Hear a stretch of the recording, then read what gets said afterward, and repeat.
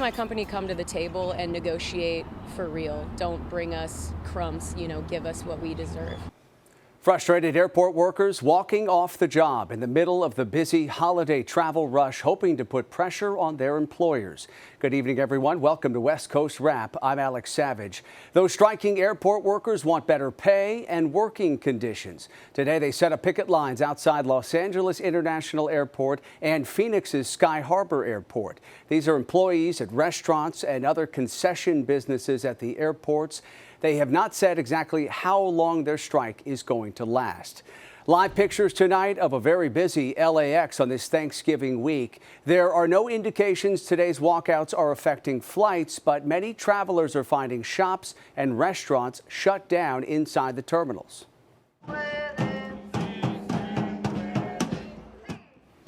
And this is what many passengers saw as they arrived at LAX this afternoon. Concession workers walking picket lines. Their employer is a company called Areas USA. So far, the company has not responded to our request for comment on the workers' demands. And it was a similar scene in Phoenix today. Striking airport workers walked picket lines there. As Fox 10's Irene Snyder shows us, they're in the middle of a similar labor dispute, but with a different company. Don't bring us crumbs, give us what we deserve. Michelle Hornstein is a single mom who's worked as a server inside Sky Harbor Airport for several years. I just moved into my own apartment and rent is very high. And, we're all struggling. She's one of many picketing outside Terminal 3 today. The workers employed by SSP America went on strike ahead of the busy holiday travel season.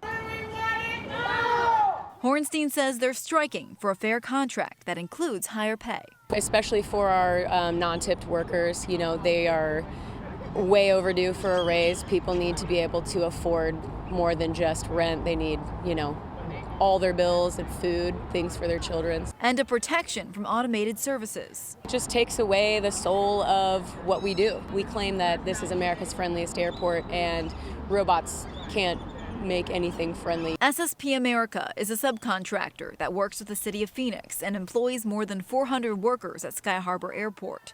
The Hospitality Workers Union says they don't have a fair contract or resolution to several unfair labor practice allegations against SSP America.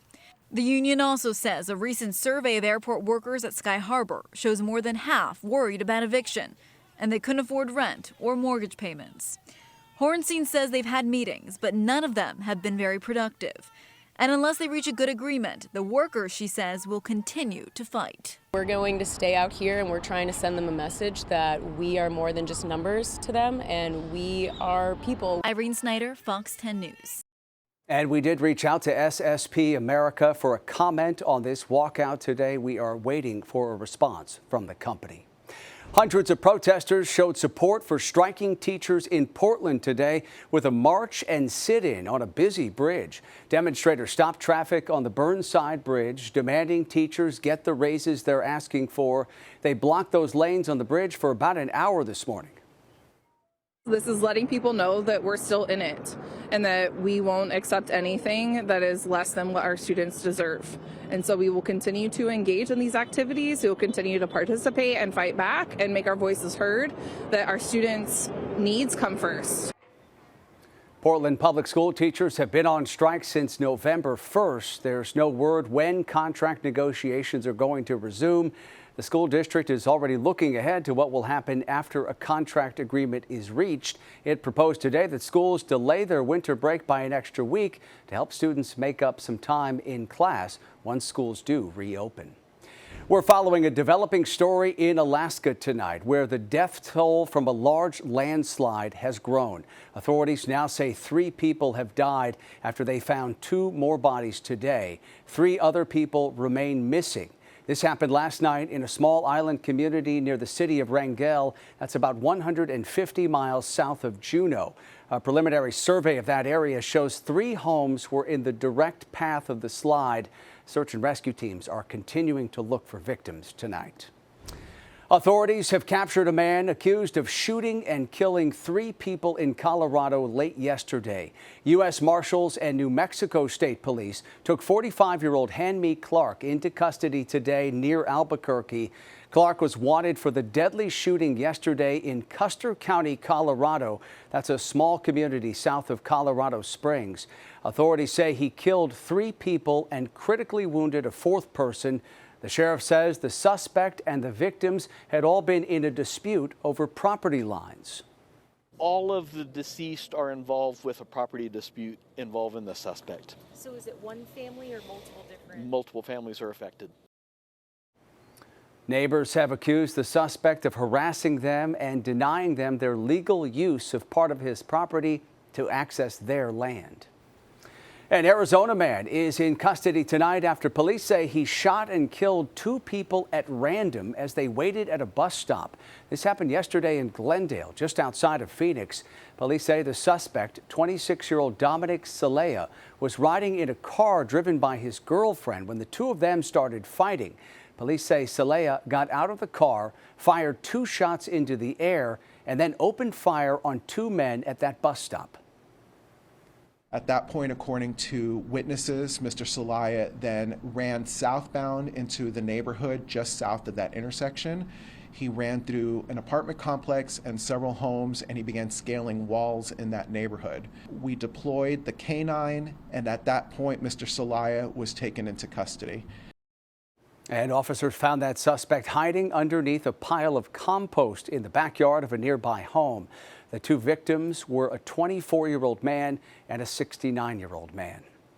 A pair of dog owners in Arizona say their neighbor shot their dog in the face. Fox 10's Steve Nielsen spoke to the dog owners who say this whole ordeal has changed their family permanently. Falco is the perfect family dog, sweet and loving with the kids, yes. Always loves a good pet. He's mom's boy, huh? Him's mom's boy. Sunday morning, the 1-year-old dog was playing with Haley's 13-year-old son in their Phoenix backyard, Osborne and 16th Street, when a gun was fired. And it was just a loud bang, and we kind of just, I saw Falco just barking, screaming, just blood gushing down him. A neighbor's surveillance camera picked up the noise. Falco had been at the fence up against the alley when someone fired their gun at the dog. Now the dog was sticking his head out right here, his nose. You are here on a new case. You are charged with domestic animal cruelty, a class Phoenix 5 police say they found Matthew Wozni in the alley with a gun minutes later. He's a neighbor on the other side of the alley. In a police report, they say he was intoxicated and uncooperative. If it wasn't a dog, it could have been a child. It could have missed my dog and hit my son and killed him. And that's the worst thing I could ever go through.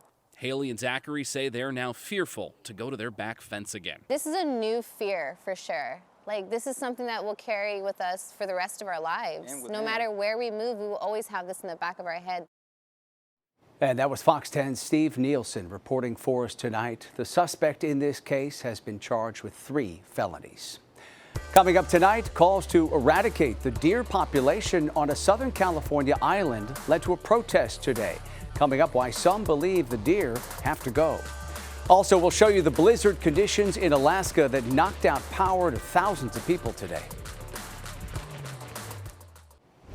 The CEO of the world's largest cryptocurrency exchange pleaded guilty in Seattle today to a felony charge of failure to prevent money laundering on the platform. As part of a federal settlement, Changpeng Zhao stepped down as chief executive, and he'll pay a $50 million fine. He could face up to 18 months behind bars at sentencing. The company, which is based in the Cayman Islands, was fined $4 billion by the U.S. Treasury Department. Binance employees knew and discussed that the company was serving thousands of users in sanctioned countries. And they knew that facilitating transactions between U.S. users and users in sanctioned countries would be in violation of U.S. law. But they did it anyway. Federal officials say Binance processed over 1.5 million virtual currency trades that violated U.S. sanctions, supporting activities ranging from illegal narcotics to funding terrorism. More than 55 million Americans are expected to travel at least 50 miles this Thanksgiving week And filling up the tank won't be quite as painful this year, with gas prices steadily falling. According to AAA's fuel gauge report, the average for a gallon of regular in California now stands at $4.96 a gallon. That is down 10 cents from a week ago and down 49 cents compared to a month ago.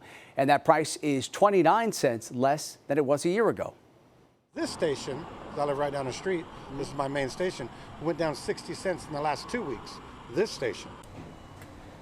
Gas Buddy finds 13 states are at or below $3 a gallon on average right now, with another 4 states potentially crossing that mark by Thursday.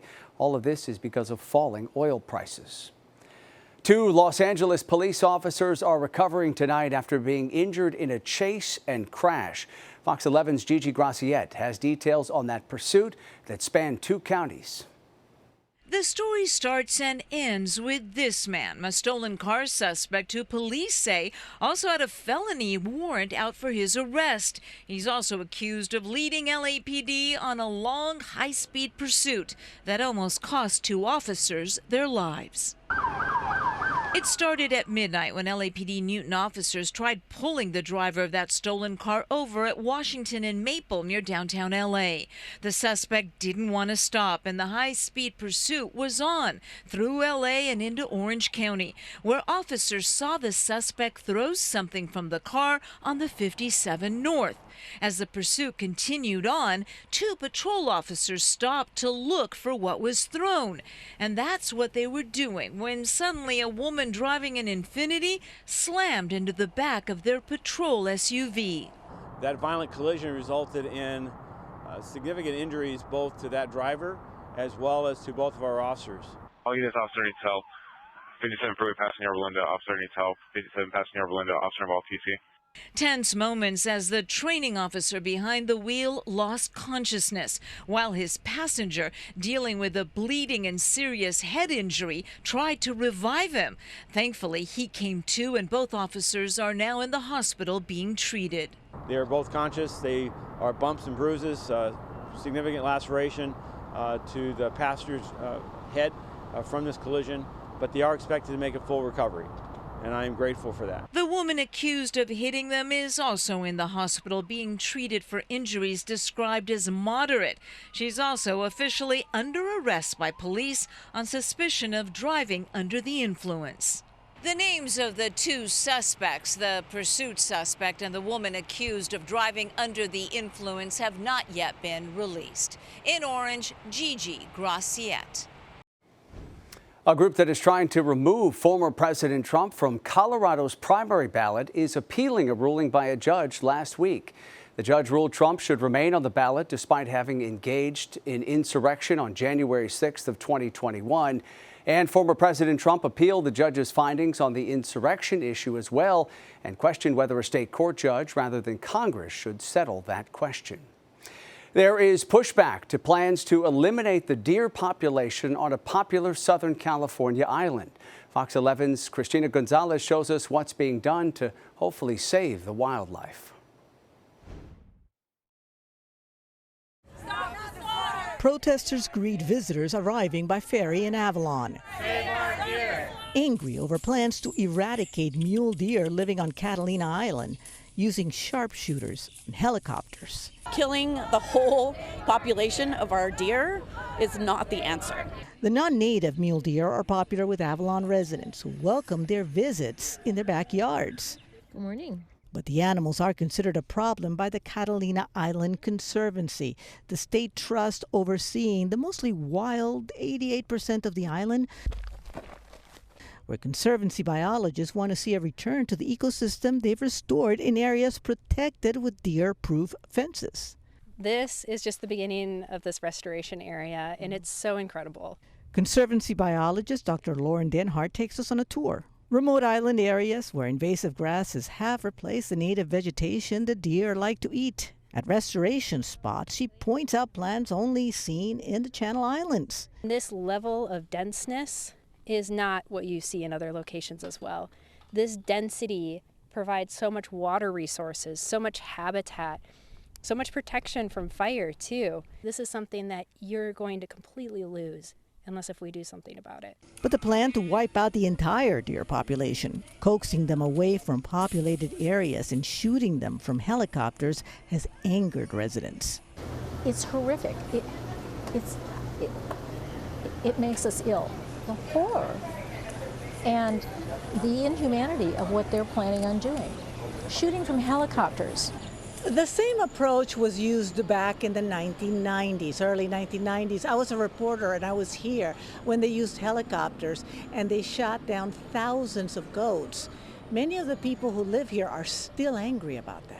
It was horrible. Johnny Machado is a third-generation Catalina resident. His family photos show original settlers who lived off the land, hunting, but also imported domestic animals like goats, ultimately killed off to protect the island's ecosystem. The goats were just shot. They were just shot and left to rot and cry and scream. You know, that everybody remembers that. They lived here then. It was horrible. He and island residents who are allowed to hunt the deer with state permits say if they were granted more than 2 permits a year, they could help reduce the deer to manageable numbers. When we brought that up, it was made very, very clear that it doesn't matter what the numbers are because the only acceptable number is 0. Is that the ultimate goal, to completely do away with it? Yeah, you're not going to have the recovery of all of the unique wildlife of Catalina unless if you really bring it down to 0. Why the Conservancy is not considering more fencing or even birth control used on another non-native species brought to Catalina years ago, the bison.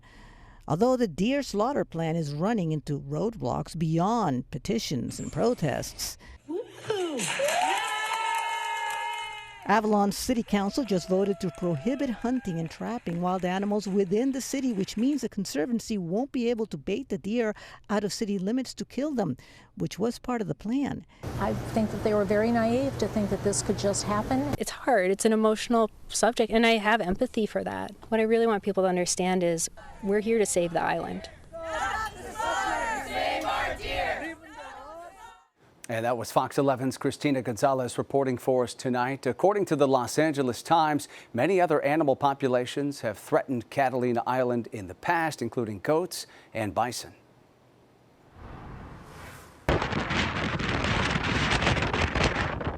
Some new video posted to social media shows howling winds with speeds up to 70 miles per hour as another snowstorm sweeps into Alaska. Blizzard conditions hit the town of Palmer early this morning. That forced schools and many businesses to close. Palmer is about 40 miles northeast of Anchorage. At one point, power was knocked out to as many as 17,000 homes and businesses in that region because of the storm. By this afternoon, though, the outages were down to just about 2,000 customers. Coming up tonight on West Coast Wrap, President Biden's birthday celebration continues for a second day online.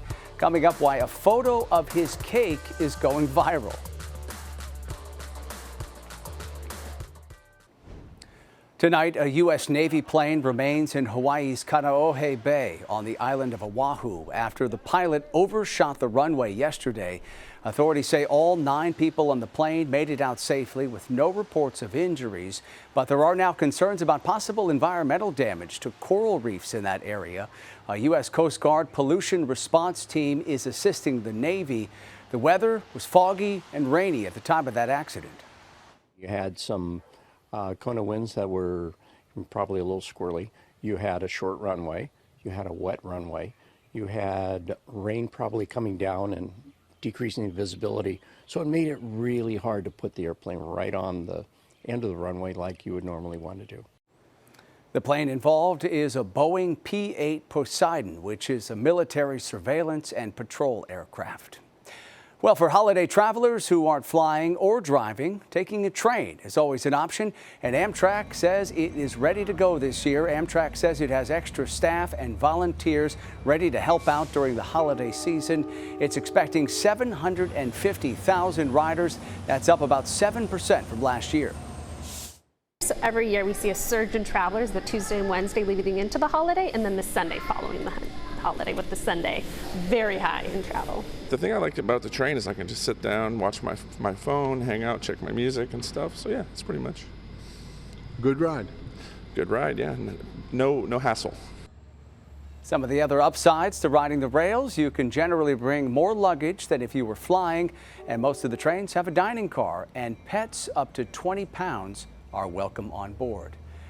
Fire departments all across the country are facing staffing shortages right now, and the situation has a lot of departments looking outside their area for recruits. Fox's Sunny Sai shows us what firefighters in Las Vegas hope will boost their ranks. Like a lot of other departments, Clark County Fire is hiring. Looking locally hasn't brought in the numbers they need, so now they're expanding their search. Numbers are trending down from recruitment standpoint everywhere in the country. I really don't have an exact answer for it. Clark County Fire Department has more than 800 people and is looking to hire another 200 in the next 2 years. A lot of firefighters retired early during the pandemic, and Clark County hasn't fully recovered. At any point, we can have a third of our department ready for retirement at a 20-year mark. Now, Clark County is looking to other states for their next recruits. Oftentimes, going outside the state and other places, getting creative with the recruitment efforts is going to help what we're trying to do, because we don't have enough people here locally. Becoming a firefighter doesn't just happen overnight. Any public safety job is a job that you just can't replace people tomorrow. It's a process, and so because that process normally, on the fastest it can happen is 6 months, it could take anywhere from a year to 2 years. That includes 5 months of tough training. I believe that I have been pushed mentally and physically past what I ever thought I've been capable of achieving, and it's been a really great blessing to go through this process. Clark County Fire Department is recruiting for next year's trainees through November 28th. To learn more, you can visit joinccfd.org. In Las Vegas, Sunny Sai, back to you. In the Bay Area, a turkey dinner giveaway was held in the city of Richmond for hundreds of people earlier today. The Bay Area Rescue Mission organized this event. The group handed out what it calls 500 boxes of hope for impoverished families in Richmond's Iron Triangle neighborhood. Those boxes included turkey, dressing, and all the fixings for a traditional holiday meal. Organizers say the giveaway is aimed at easing the burden for struggling families during the holiday season. You can see they're coming in here they have smiles, they're bringing their kids with them. It's really a festive atmosphere, and the holidays are really tough for some people, but when they get this boost of hope from us and they walk away carrying their turkey, it seems so small, but a turkey in this box really gives them a sense of joy. Organizers of the event say the boxes were made through donations, and the Bay Area Rescue Mission has been serving that community since 1965. The Biden administration is already offering to send another round of free at-home COVID test kits ahead of the holiday travel season. People who submit an online request can get 4 at-home tests mailed to them. According to federal data, 60% of adults who got a booster shot have not received an updated vaccine this fall. An image of President Biden's birthday cake is getting a whole lot of attention online. The president celebrated turning 81 yesterday with a cake that was topped with candles. In fact, there were so many candles burning in an image that was posted on social media, it looks like the cake is on fire. The president captioned that photo with a joke, saying, "To the workers at the birthday candle factory, I hope your union got you overtime." That does it for West Coast Wrap tonight. Thank you for watching. Have a great night.